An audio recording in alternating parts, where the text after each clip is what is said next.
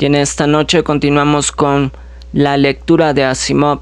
Pero antes de hacerlo me gustaría contarles algunos datos curiosos y muy interesantes sobre Asimov. 5 datos interesantes sobre Asimov. Ni siquiera él mismo sabía su fecha de nacimiento, aunque oficialmente su nacimiento se señala el día 2 de febrero de 1920. Ni siquiera el propio Asimov sabía cuándo nació. La razón de esto es que Asimov nació en el pueblo de Petrovich, en la República Socialista Federica Soviética de Rusia, es decir, cuando Rusia zarista ya había desaparecido, ya antes de que surgiera la Unión Soviética. 2. Fue víctima de bullying. Como muchos de los niños destacados por su inteligencia, Asimov sufrió por acoso escolar durante la escuela, pero brillante como era, decidió resolver el problema de un modo práctico. Le ayudó con sus tareas al niño más grande y más tonto de su clase, y así ganó su protección. 3. Su primer cuento fue publicado en 1939. Marionette of Vesta es el nombre de su primera historia publicada, la cual apareció en la revista Amazing Stories del 10 de enero de 1939. 4. Escribió alrededor de 500 libros. Isaac Asimov fue un autor sumamente prolífico, que lo mismo escribía pesados volúmenes de sagas de ciencia ficción que libros sobre literatura antigua, historia y divulgación de ciencia. En sus memorias, él mismo elaboró un catálogo de sus escritos que incluye 469 títulos. Sin embargo, los estudiosos de su obra han catalogado más de 500. 5. Sufría de claustrofilia. A diferencia de muchas personas que tienen miedo a los espacios cerrados, Asimov gustaba de escribir en cuartos muy pequeños y sin ventanas. Cosas de niños. Pasada la primavera punzada de náusea, Jan Pretins dijo: «Maldita sea, no eres más que un insecto». Se trataba de la confirmación de un hecho, no de un insulto. La cosa que se posaba sobre el escritorio de Pretins respondió: «Desde luego». Tenía unos 30 centímetros de longitud, muy delgado, parecía la diminuta caricatura de un ser humano. Sus articulados brazos y piernas nacían a pares en la parte superior de su cuerpo, las segundas más largas y gruesas que los primeros, extendiéndose a lo largo del cuerpo y plegándose hacia adelante en la rodilla. La criatura se apoyaba sobre estas rodillas y el extremo de su velloso abdomen asomaba sobre el escritorio de Pretins. Este tuvo tiempo sobrado para reparar en todos los detalles, pues el objeto no ponía objeción alguna al examen. Al contrario, se mostraba complacido, como si estuviera acostumbrado a despertar admiración. «¿Quién eres?», preguntó Pretins, dudando de su propia racionalidad. 5 minutos antes, sentado ante su máquina, trabajaba pausadamente en el cuento que había prometido al editor Horacio W. Brown para el número mensual de la Fartechet Fantasy Fiction.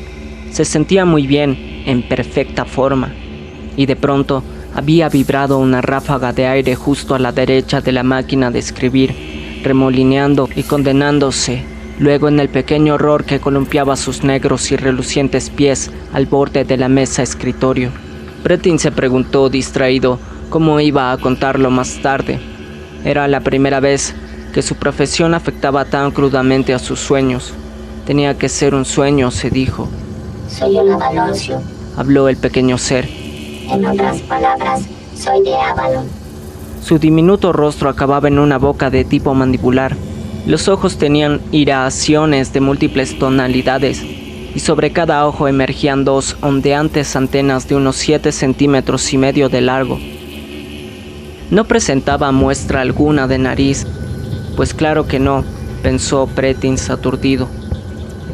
«Sin duda respira a través de orificios situados en el abdomen. En consecuencia, tal vez hablase con el abdomen o quizá emplease la telepatía». «Avalon», repitió estúpidamente y pensó: «Avalon». «¿El país de las hadas en tiempos del rey Arturo?». «Eso es», dijo la criatura, respondiendo con afabilidad a su pensamiento. Soy un elfo. Oh, no. Pretin se llevó las manos a la cara, los volvió a apartar y comprobó que el elfo seguía en el mismo sitio, aporreando con los pies el cajón superior del escritorio. Pretins no era aficionado a la bebida ni tampoco una persona nerviosa. De hecho, sus vecinos le consideraban un tipo muy prosaico. Poseía un vientre respetable, una cantidad de pelo razonable pero no excesiva sobre su cabeza, una esposa cariñosa y un espabilado hijo de 10 años. Desde luego, sus vecinos ignoraban que pagaba la hipoteca de su casa escribiendo fantasías de diversos tipos. Sin embargo, hasta ahora, su vicio secreto no le había afectado la mente. Claro que su mujer solía menear la cabeza al referirse a su afición. Opinaba que con eso desperdiciaba y hasta prostituía su talento. ¿Quién va a leer ese tipo de cosas?, le decía. Todas esas zarandajas sobre demonios, gnomos, anillos mágicos, duendes, trasgos. Todas esas chiquilladas, si quieres mi sincera opinión.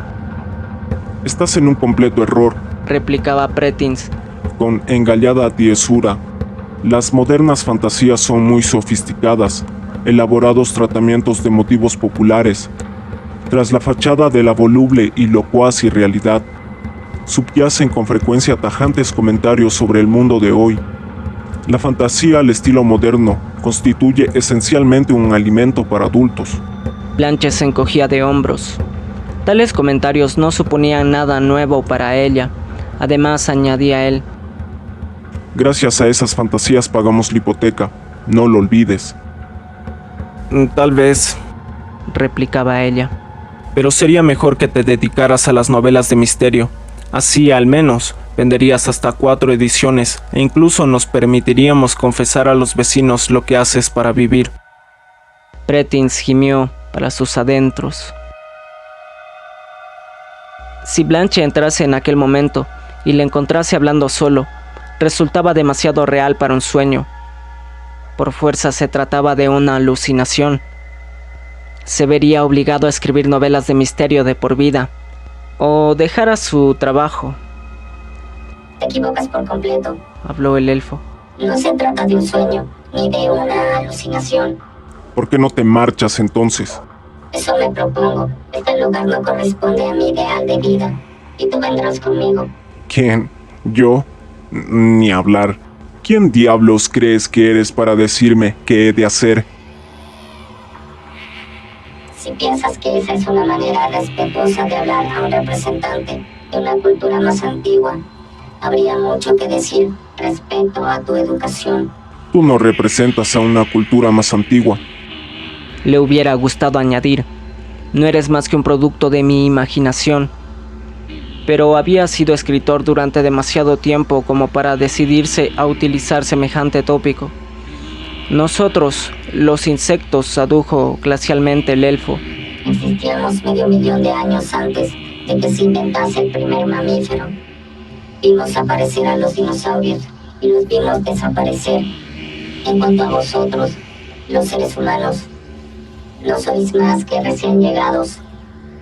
Por primera vez, se fijó Pretins que en el lugar de donde emergían los miembros del elfo se advertía un tercer par atrofiado, lo cual intensificaba la insecticidad del objeto. La indignación de Pretins aumentó. No necesitas desperdiciar tu compañía con inferiores sociales, dijo. No lo haría, replicó el elfo. Pero la necesidad obliga a veces, ya sabes, se trata de una historia bastante complicada. Sin embargo, cuando la hayas escuchado, desearás cooperar conmigo. Pretins se agitó inquieto. Mira, no dispongo de mucho tiempo. Blanche, mi mujer aparecerá por aquí de un momento a otro y se asustará. No vendrá, he bloqueado su mente. ¿Qué? Algo completamente inofensivo, te lo aseguro. Pero, después de todo, no podíamos permitir que nos molestasen, ¿verdad? Pretins volvió a sentarse en su silla, sintiéndose aturdido y desamparado. El elfo prosiguió. Los elfos comenzamos nuestra asociación con vosotros, los seres humanos, inmediatamente después de que se iniciase la última era glacial. Como puedes imaginarte, aquella fue una época desdichada para nosotros. No disponíamos de caparazones como algunos animales, ni podíamos vivir en madrigueras como hicieron vuestros toscos antecesores. Mantenernos calientes precisaba de increíbles cantidades de energía psíquica. ¿Increíbles cantidades de qué? Energía psíquica. Tú no conoces nada de todo eso. Tu mente es demasiado burda para captar el concepto. Por favor, no interrumpas. La necesidad nos condujo a experimentar con los cerebros de tus congéneres, imperfectos pero de gran tamaño. Las células eran ineficaces, casi inútiles, pero había gran número de ellas. Usamos esos cerebros para aparatos de concentración, una especie de lente psíquica, incrementando así la energía disponible que nuestras propias mentes destilaban. Sobrevivimos a dicha era glacial gracias a nuestro ingenio, sin necesidad de retirarnos a los trópicos como en eras glaciales precedentes. Desde luego nos echamos a perder. Al volver el calor, no abandonamos a los seres humanos. Seguimos utilizándolos para aumentar en general nuestro nivel de vida.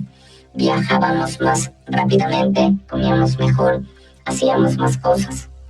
Perdimos para siempre nuestro antiguo, simple y virtuoso sistema de vida. Y luego estaba también la leche. ¿La leche? Exclamó Pretins. No veo la relación. Un líquido divino. Solo la probé una vez en mi vida, pero nuestra poesía clásica habla de ella en tonos superlativos.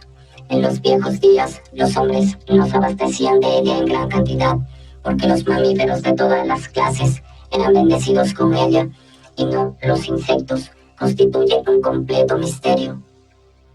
Qué gran desgracia que los seres humanos nos abandonaran. ¿Os abandonaron? Hace 200 años. Bien por nosotros.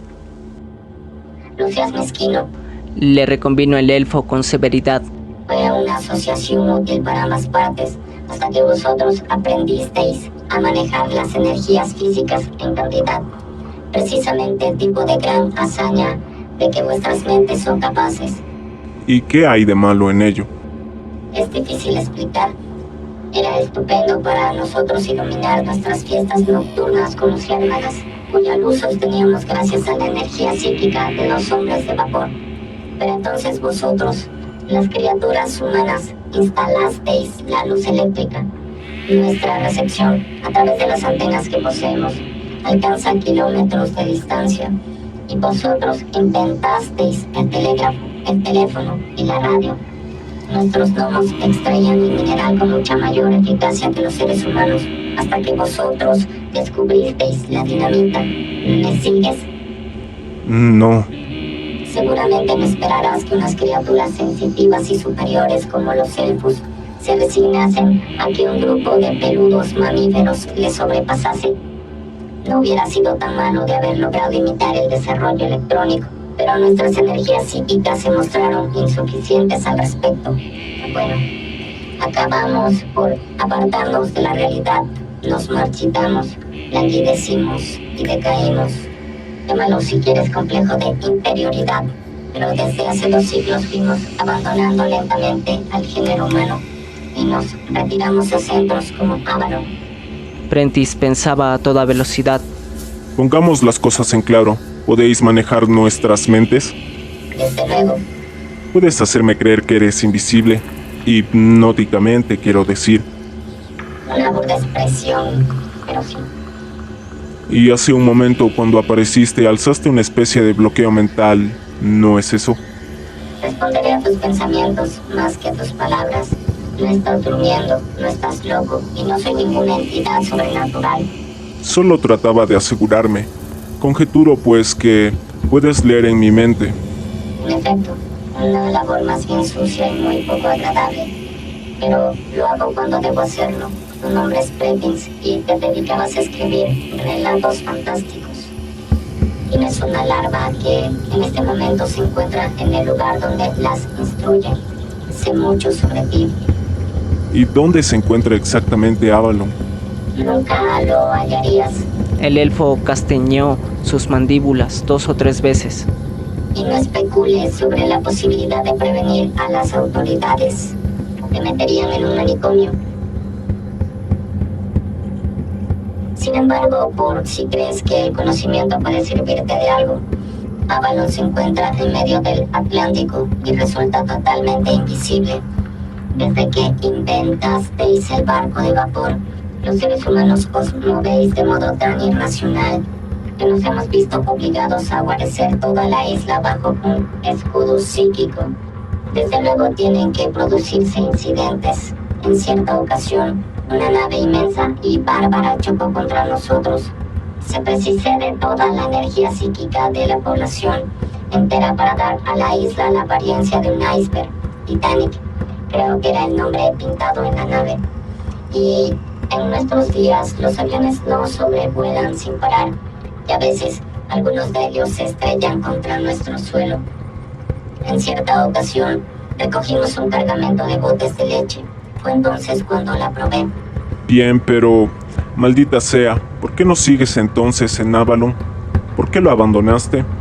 Me lo ordenaron. Respondió con enojo el elfo.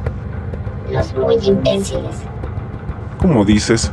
Ya sabes lo que sucede cuando uno es algo diferente.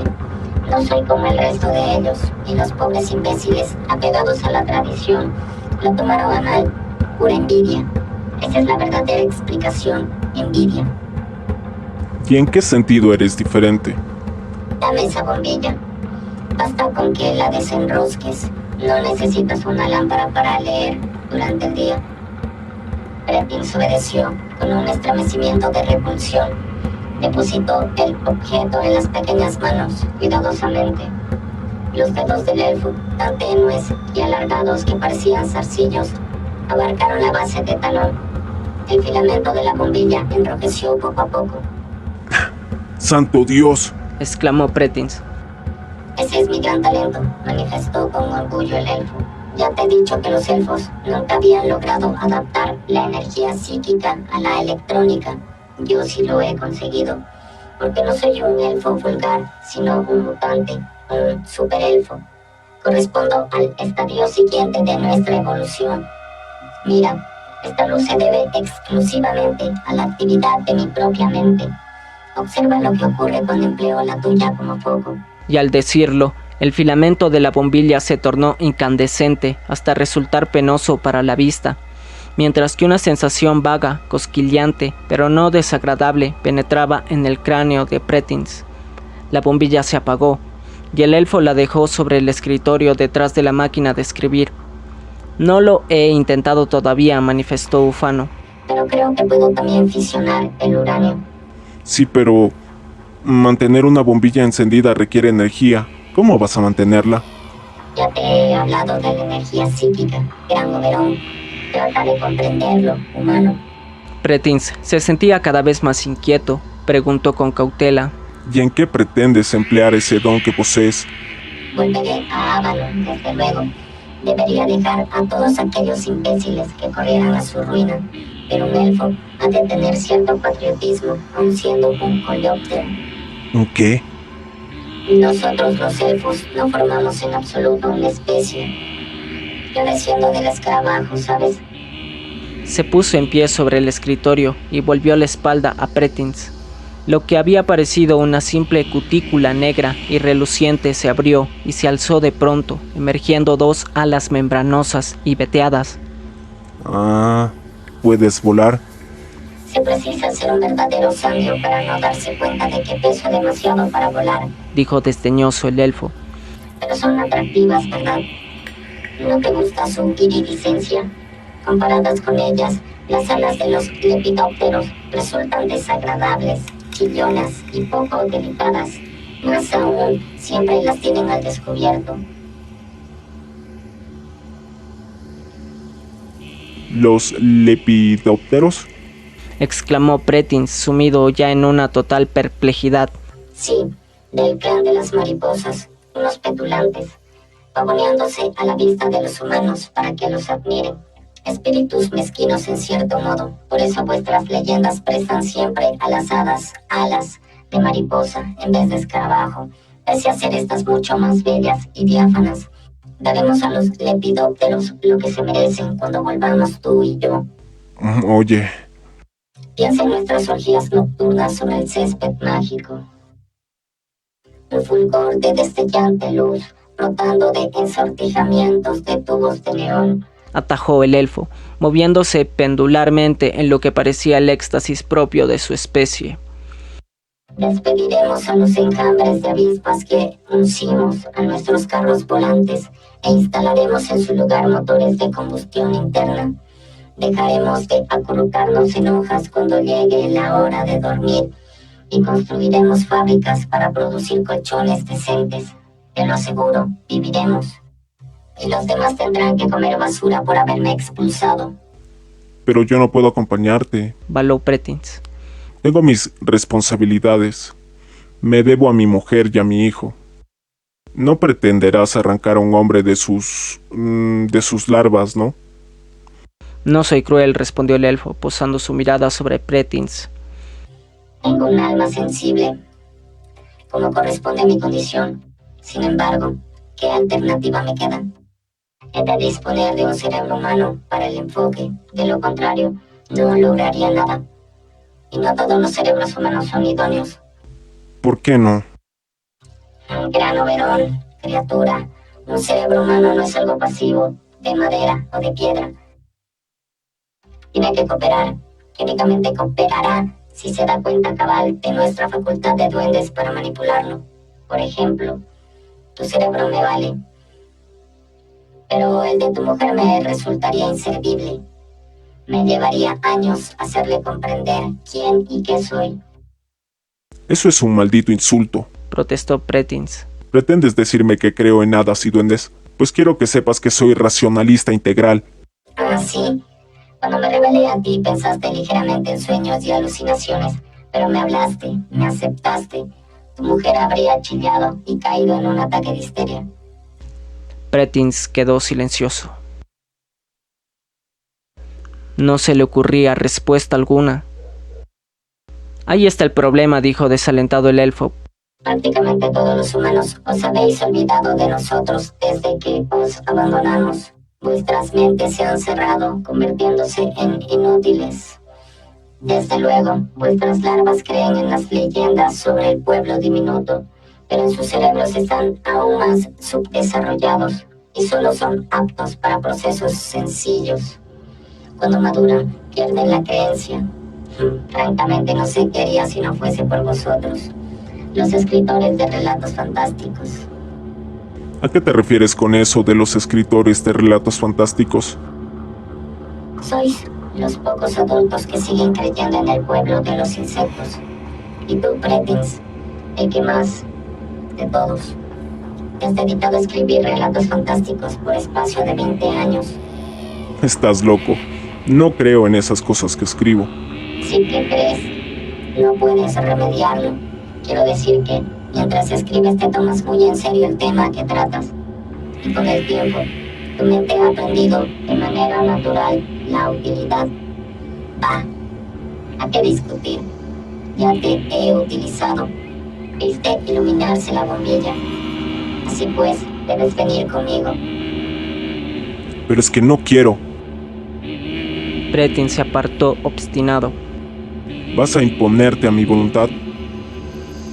Podría hacerlo, sin embargo corro el peligro de hacerte daño, cosa que no deseo. Por ejemplo, en caso de que no accedas a venir, haría pasar una corriente eléctrica de alto voltaje a través de tu mujer. Me repugnaría muchísimo verme obligado a ello, pero según tengo entendido, tus propios congéneres ejecutan así a los enemigos públicos. De manera que sin duda hallarías el castigo menos horrible que yo. No desearía parecer brutal, siquiera a los ojos de un humano. Pretins sintió que el sudor perlaba el corto pelo de sus sienes. Espera, Dijo. no hagas nada de eso. Examinemos la cuestión. El elfo extendió sus membranosas alitas, las agitó y volvió a plegarlas. Hablar. Qué agotador. Seguramente tendrás leche en casa. Eres un anfitrión muy atento. De lo contrario, me habrías ofrecido algo para refrescarme. Pretins. Traté de enterrar el pensamiento que acababa de ocurrírsele, de apartarlo en lo posible de la superficie de su mente. Dijo, como al azar: Tengo algo mejor que la leche. Iré a buscarlo. Quédate donde estás. Llama a tu mujer. Ella lo traerá. Pero no quiero que te vea. Se asustaría. No te preocupes por eso, repuso el duende. La manejaré de tal modo que no se turbará lo más mínimo. Pretins levantó el brazo. Un ataque por tu parte resultaría siempre más lento que la corriente eléctrica con que heriría a tu mujer. El brazo de Pretins descendió. Se encaminó a la puerta de su despacho, llamando desde ella: Blanche. La vio abajo, en la salita de estar sentada, en el sofá próximo a la librería. Parecía dormir con los ojos abiertos. Pretins se volvió hacia el duende. Creo que le pasó algo. Está solo en estado de relajación. Te oirá. Dile lo que ha de hacer. Blanche, Volvió a llamar Pretins. trae la jarra del ponche y un vaso pequeño, ¿quieres? Sin otra señal de vida, a excepción del simple movimiento, Blanche se puso en pie y desapareció de su vista. ¿Qué es ponche?, preguntó el elfo. Pretins simuló entusiasmo. Una mezcla de leche, azúcar y huevos, batida hasta que toma una deliciosa consistencia. La leche no es más que una pócima comparada con esto. Blanche entró con el ponche. Su lindo rostro aparecía inexpresivo, sus ojos se volvieron hacia el elfo, pero no se iluminaron con el brillo de la comprensión. Aquí lo tienes, Jan, dijo. Y se sentó en la vieja butaca de cuero situada junto a la ventana, con las manos desmadejadas sobre el regazo. Pretins la contempló inquieto por un instante. ¿Vas a dejarla aquí? Preguntó al elfo. Sí, así será más fácil de controlar. Bien, ¿no vas a ofrecerme ese ponche? Ah, sí, desde luego. Aquí lo tienes. Vertió el blanco y espeso líquido en el vaso del cóctel. 2 noches antes, había preparado 5 botellas para los chicos de la New York Fantasy Association y lo habían regado generosamente con alcohol, sabiendo que así era como les gustaba. Las antenas del elfo se agitaron con violencia. Un aroma celestial musitó. Enlazó con los extremos sus delgadazos brazos, el pie de la pequeña copa y la alzó hasta su boca. El nivel del líquido descendió. Una vez llegado a la mitad, bajó el vaso suspirando. Oh, lo que se ha perdido mi pueblo. ¡Qué creación! ¿Cómo puede existir algo semejante? Nuestros historiadores cuentan que en tiempos muy antiguos un duende, excepcionalmente feliz, se las apaña para ocupar el puesto de una larva humana recién nacida, disfrutando así del líquido fresco. Sin embargo, no creo que ni siquiera él probara nada semejante a esto. Pretins preguntó con un asomo del interés profesional.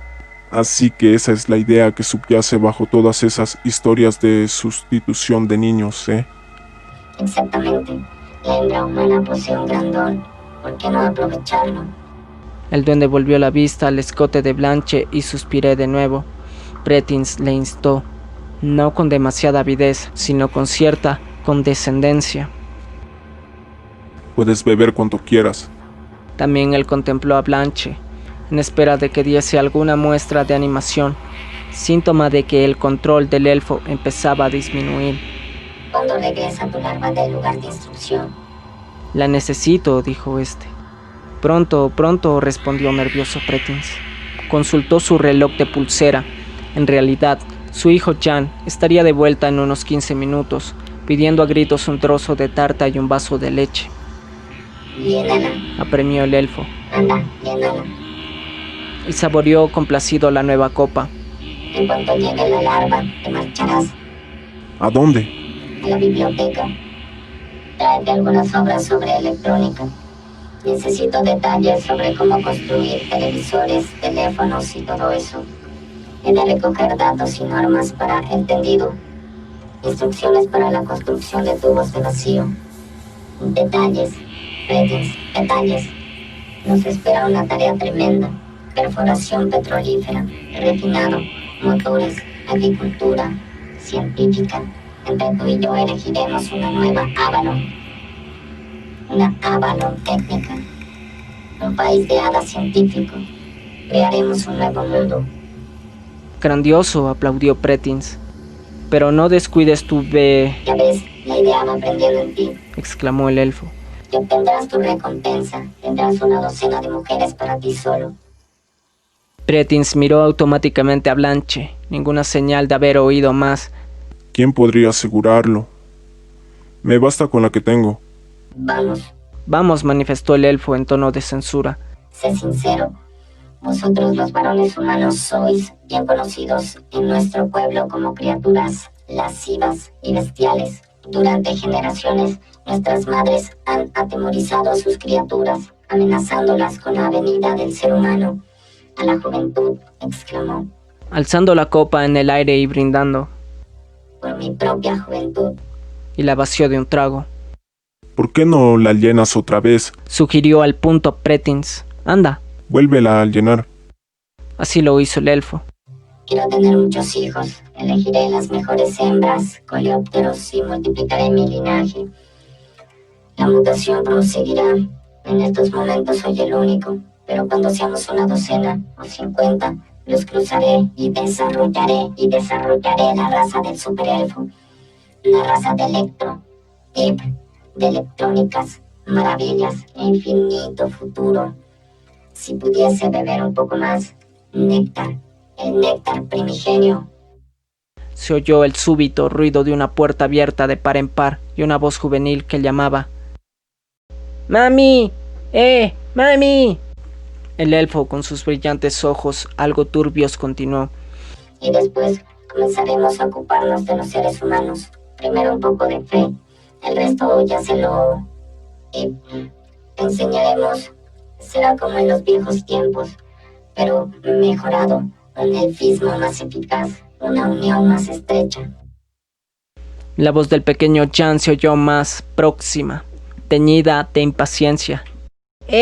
Mami, ¿es que no estás en casa? Pretins sintió que se le dilataban los ojos a causa de la tensión. Blanche seguía sentada rígidamente. La voz del elfo se tornaba pastosa, su equilibrio un poco inestable. Pretins pensó que aún estaba a tiempo si atrevía a correr el riesgo. Vuelve a sentarte, ordenó perentorio el elfo. No vayas a cometer una estupidez. Desde el primer momento en que estableciste tu ridículo plan, sabía que había alcohol en el ponche.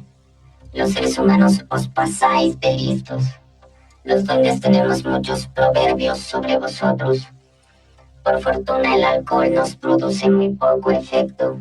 Si al menos lo hubieras preparado a base de aguardiente, con una pizca de miel, vaya. Aquí está la larva.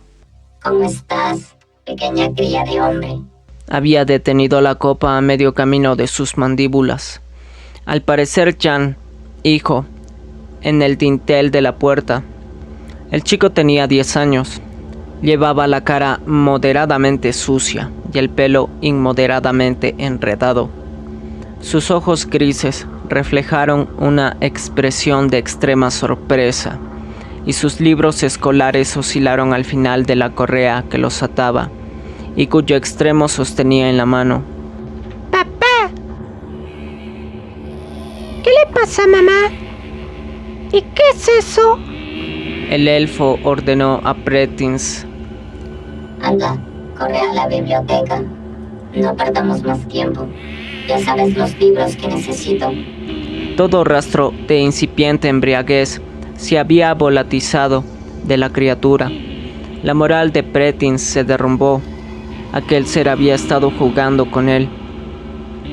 Se levantó para cumplir la orden, mientras el elfo seguía diciendo: Y no me salves con cada humano. Nada de trucos. Recuerda que tengo como rehén a tu mujer. Puedo utilizar la mente de la larva para matarla. Basta con ello. Sin embargo, no deseo hacerlo. Soy miembro de la Sociedad Ética Duendística, que propugna un trato considerado para los mamíferos hembras.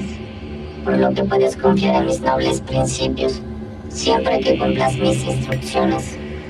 Prentiss sintió que le inundaba un vehemente impulso de marcharse. Dando traspiés, se encaminó a la puerta.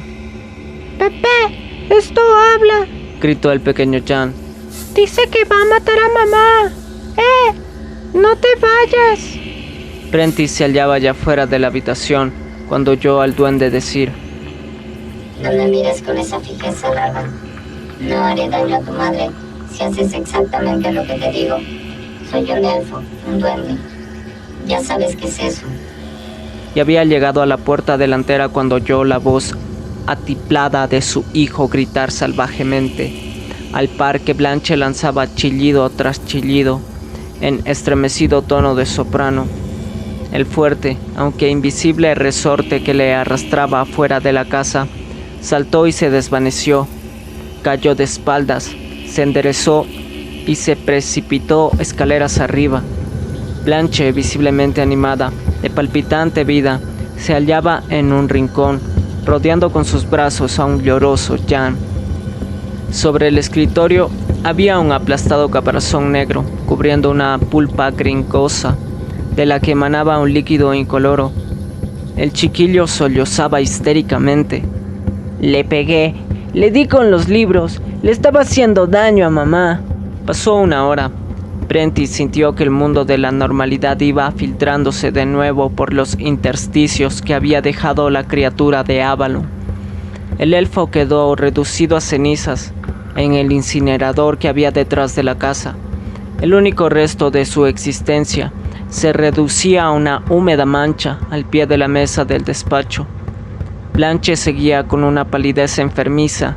Marido y mujer hablaron cuchicheando. ¿Cómo está el chico?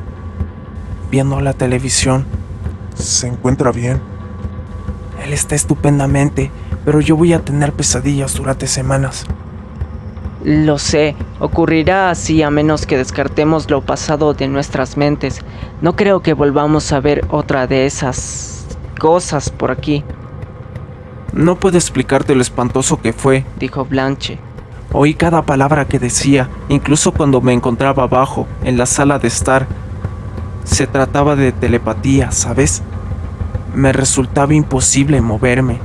Luego, cuando te marchaste, logré hacerlo ligeramente. Intenté gritar, pero todo cuanto conseguí fue gemir y sollozar. De repente Jan lo aplastó y entonces me sentí libre. No comprendo cómo sucedió. Prentiss sintió una triste satisfacción. Creo que yo sí lo sé. Me tenía bajo su control debido a que acepté la verdad de su existencia y te tenía a raya a ti a través de mí. Cuando abandoné la habitación, la creciente distancia hizo más difícil el empleo de mi mente como una lente psíquica. Pudiste comenzar a moverte cuando llegué a la puerta de la calle. El elfo pensó que ya era hora de pasar la conexión de mi mente a la del chiquillo. Ese fue su error. ¿En qué sentido? Se imaginó que todos los niños creen en hadas y duendes.